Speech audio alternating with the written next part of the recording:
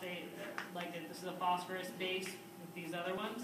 And then this is flavin adenine dinucleotide. So the addition is the same thing as NAD, the adenine dinucleotide. It's just this part that's different.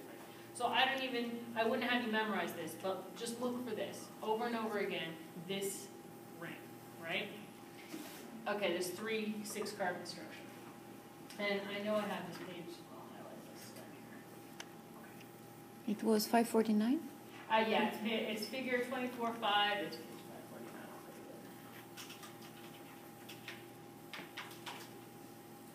549. Okay, so, yeah, you should, I hesitate to highlight this so much. I'll highlight this one because it's a little bit different. Like it's a big one. I mean, again, we're talking with all of these B vitamins, we're talking about DNA. We're talking about other stuff too, but we're talking about DNA. Okay, so flavin, mononucleotide, and fat. If you have the deficiency, the name of the deficiency state is ariboflavinosis. So you're missing it. A means absence of, right? Like people talk about, the first one that comes to mind is amoral. So immoral means not moral. Amoral means without morals.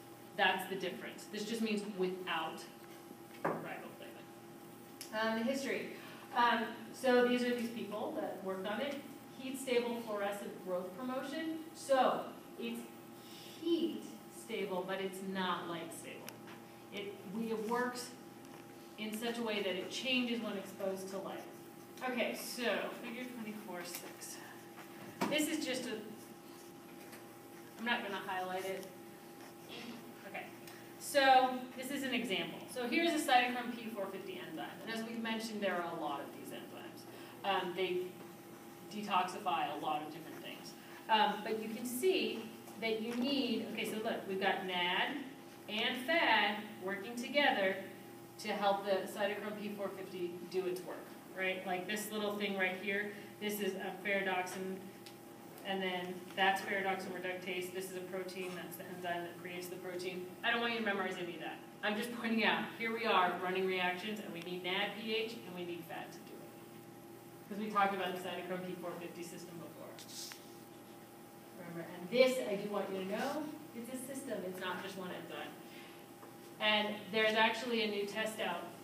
When you go to use certain medicines, and this is it's investigational in the sense that it hasn't been approved by all insurances, not that it doesn't tell you things.